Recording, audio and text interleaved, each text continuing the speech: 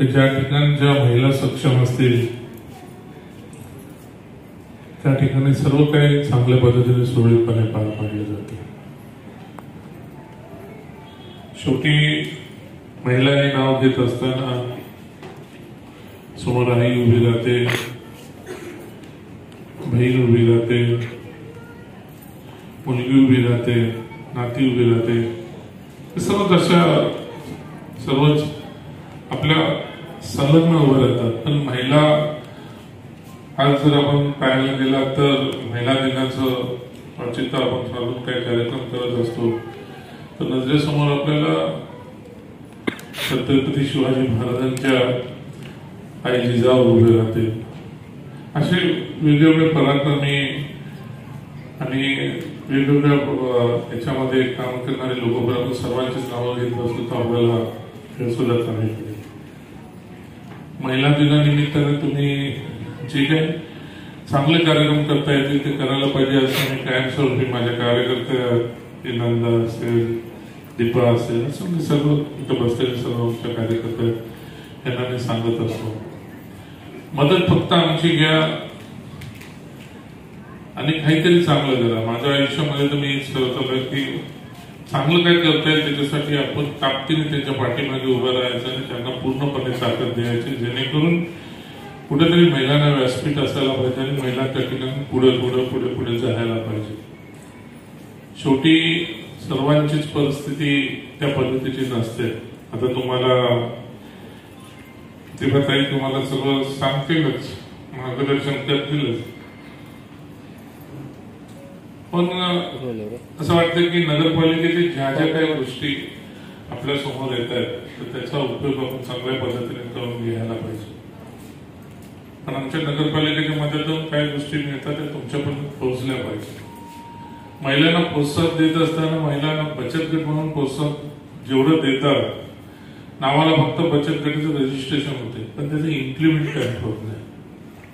म्हणजे इथं प्रतीक्षा बसलेल्या आहे. मला कधी कधी त्या गोष्टीचं वाईट वाटतं की बचत गट तुम्ही रजिस्ट्रेशन करून घेता, मग त्याचा उपयोग जास्तीत जास्त बचत गटाचा उपयोग मग तुमचा कार्यक्रमांसाठी असतो. इथे यांचा कार्यक्रम आहे तेव्हा सर्वजण जमा या, मग बोलतो मग ह्यांच्यावर जबाबदारी पडते, ह्यांच्यावर जबाबदारी पडते, आमच्यावर जबाबदारी येते, त्या पक्षाचा कार्यक्रम त्या पक्षाचा कार्यक्रम आहे, मग लोकांना सर्वांना जमा करा. आणि बचत गट करणारे मी कधी ऐकलं, मी कितीतरी मला वाटतं, मला आठवत नाही, दीपाने माझ्याकडे 1-2 बचत गटवाल्यांना घेऊन आले होते. आपण दीपा कोणाला पैसे दिले होते ना काय करायला, कोण कुठले बचत गटवाले तुम्ही कशासाठी? पेण्याच्या किती दिले होते पैसे? 1 लाख रुपये दिले. म्हणजे ते मला आता तुम्हाला वाटतं सेक्टर 4 ला जातात. बचत गटांचा उपयोग त्यांनी काहीतरी करण्यासाठी तुम्ही द्यायला पाहिजे. नाहीतर काही लोक बचत गटाचा उपयोग फक्त निवडणुकीच्या प्रचारासाठी करतात. हे फार मोठं सेटबॅक आहे. महिलांना प्रोत्साहित करण्यासाठी त्या बचत गटांचा आज एवढ्या हजारो बचत गटाचा त्याचा उपयोग घ्यायला पाहिजे. एक बचत गट आहे, आता मला आठवलं की एका बचत गटाचं म्हणजे मी मला नाव पण नाही, मी तिथे आले की साहेब आम्हाला आमच्या एवढा ग्रुप आहे, आम्हाला असं असं नाही, आम्हाला असं असं करायचं.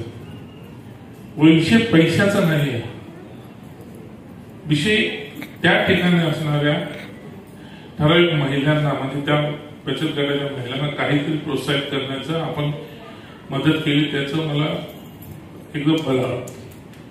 अशा पद्धतीने पालिकेच्या माध्यमातून सुद्धा बचत गटाचा उपयोग घ्यायला पाहिजे. तुम्ही असं फक्त बचत गट रजिस्ट्रेशन हे तुमच्या पण उपयोगासाठी आणि आमच्या पण उपयोग पॉलिटिकल लोकांच्या पण उपयोगासाठी तुम्ही आणता. त्याचा उपयोग तसं न आणता तुम्ही घ्या ऐरोलीतल्या एक प्रत्येक विभागातून निगा विभागातून 10 बचत गट त्यांना बोलवा, त्यांच्याशी कन्व्हर्सेशन करा, त्यांच्याशी बोला.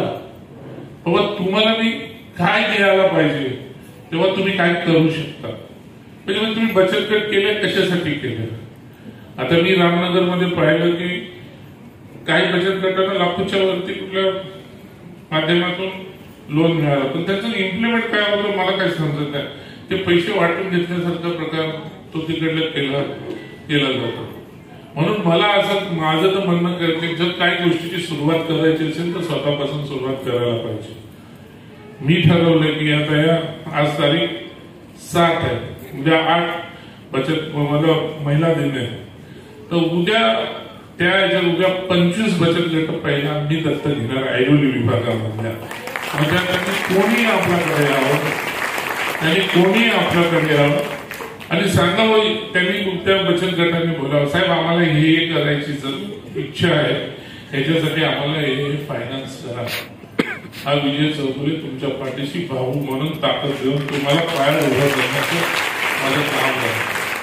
तरच आमचा सन्मान करा, नाही तर कशाला बोलवता आम्हाला तिथं, काय नाही. फक्त आता उद्या माझ्या मुलांनी हळदी कुंकूचा कार्यक्रम ठेवला, ठीक आहे, वाढवायच ठेवायला.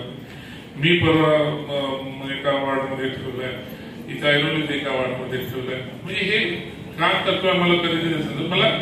मला म्हणणं आहे की आम्ही व्यासपीठ उभा करून देऊ बचत गटांसाठी. जागा कुठं काय करायची ते आम्ही बघू.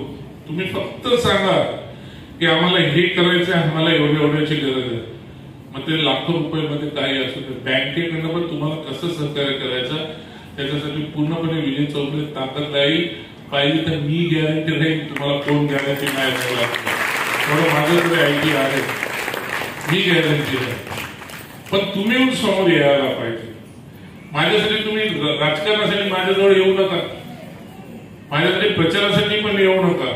मला नको ते राजकारणासाठी, स्वार्थासाठी दुसऱ्यांचं आपण स्वार्थ चिन्हून घेण्यात काय होतं. आपल्या स्वार्थासाठी दुसऱ्या आपण निस्वार्थीपणे काय करायचं असेल तर निस्वार्थीपणे करा. विजय चौधरीने आजपर्यंत अशी भूमिका ठेवली, अशी भूमिका ठेवलेली नाही आणि मला ते आवडतं. मला वाटतं की या ह्याच्यातून आपल्या चांगल्या महिला तयार व्हायला पाहिजे. सुशिक्षित महिला आहे तर सर्व कर्तव्यवान महिला आहेत, इथं मॅडम अधिकारी आहेत, दुसऱ्या सर्व वेगवेगळ्या पोस्टिंग लोक आहेत. पण ज्यांच्याकडे काय साधन नाही, मला माहित आहे आरोग्य आणि एज्युकेशन वरती महिलांच्या कुटुंबाचा किती खर्च होतो. जास्त खर्च कशावरती नाही होता. आजच्या युगामध्ये आता पाहायला गेला तर आरोग्य आणि एज्युकेशन वरतीच खर्च होतो. आता आम्ही एन्जिओग्राफी एन्जिओप्लास्ट फ्री मध्ये ठेवतो, ओपन हार्ट पण फ्री मध्ये ठेवतो. काय मुलांना मदत करायचं असते. या 12 तारखेला मी काही संकल्प केले, 10 तारखेला काहीतरी मी यावेळेस काहीतरी संकल्प केलाय की आता 7 वयाच्या उपमुख्यमंत्री एकनाथ शिंदे साहेबांना झाले, त्यांनी पण आरोग्याच्या विषयावर 10 वर्ष हे करायला ठरवलं. तर यावेळेस मी सुद्धा तोच करत. मिनिमम आपण 6,000 लोकांचे तरी 6,000 लोकांचे मिनिमम आयुष्यमान कार्ड काढून त्यांच्या घरापर्यंत पोहोचवायचं, त्यांच्या कुटुंबाला तो आधार द्यायचा. शिक्षणाबाबतीत माझ्याकडे प्रायव्हेट शाळा मी स्वतः चालवतो विरोधच्या नावाने, दुसऱ्या मी स्लम मध्ये पण मी शाळा चालवतो. तफावत मी पाहतो, जिथं गरज आहे तिथं त्या पद्धतीने आपल्याला यायला पाहिजे. मला वाटतं आज प्रशिक्षणाच्या माध्यमातून तुम्ही प्रशिक्षण देता, पण मॅडम त्याचं पुढं काय तुम्ही प्रशिक्षण दिलं ते करा, त्याला मार्केट तयार करून द्या. ही नगरपालिकेची जबाबदारी आहे. आज या ठिकाणी आम्ही पाहायला गेल्यानंतर हातगाड्या लागतात, अनाधिकृत दुनियाभरच्या हातगाड्या लागलेल्या असतात. याच्यात काय होप करू महिला असतील, त्यांना काय करायचं असेल, त्यांना अशा तुम्ही गाड्या अवेलेबल करून द्या की जेणेकरून ते त्यांचं तिकडे काय बोलतात रोजगार उपलब्ध करून देऊ शकतील. 4 महिला उभं राहून ते सक्षम महिला आहेतच, काहीतरी वेगळ्या पद्धतीने द्या. मला वाटतं घर घंटी शिलाई मशीन काही लोक तर मी बोलायला नाही पाहिजे, इथं शिलाई मशीन इथं घेतात आणि गावी पाठवतात, त्याचा उपयोग होणार. किती कपडे शिवतात हे मला माहित नाही. घर घंटीमध्ये किती लोक तांदूळ दळतात, पीठ दळतात हे पण मला माहित नाही.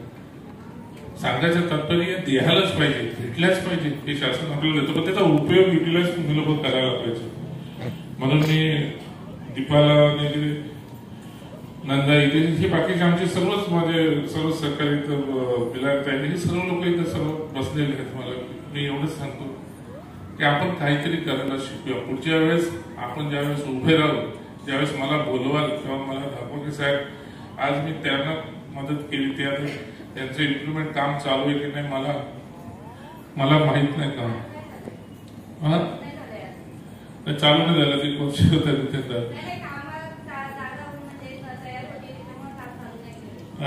तेच म्हणजे तुम्ही बाकीच्या लोकांना हे मी तुम्हाला याच्यासाठी सांगतो की असे पुढच्या वेळेस ज्यावेळेस महिलांचा जो कार्यक्रम राहील तर त्यावेळेस ऐरोलीमधनं आपण एक आदर्श घडवून द्या की 25 बचत गटाच्या महिला सक्षम उभ्या आहेत आणि सक्षमपणे काम करतायत आणि त्यांच्यासाठी जी मदत पाहिजे ते मी केलेलं असेल हे त्या महिला दिनाच्या निमित्ताने तुम्ही योग्य. फक्त शो शायनिंग नकोय मला त्या गोष्टीचा मला आवडत पण नाही. मला त्या गोष्टीचं हे होतं देणारे भरपूर असतात पण नियत असायला लागते देण्याची आणि मदत करण्याची तरच पुढे इम्प्लिमेंट काहीतरी गोष्टीचं होऊ शकते. म्हणून मी मॅडम तुम्हाला मी सांगतो तुम्ही मार्गदर्शन कराल पण मार्गदर्शन करताना त्याने इम्प्लिमेंट तर करा. आज फक्त नावाला रजिस्ट्रेशन करता आम्हाला माहिती आहे की हजारो बचत गट आम्हाला तुम्ही नगरपालिकेचं रजिस्ट्रेशन असेल पण इम्प्लिमेंट करणारे किती असतील काय असतात त्या ध्यानात येत नाही.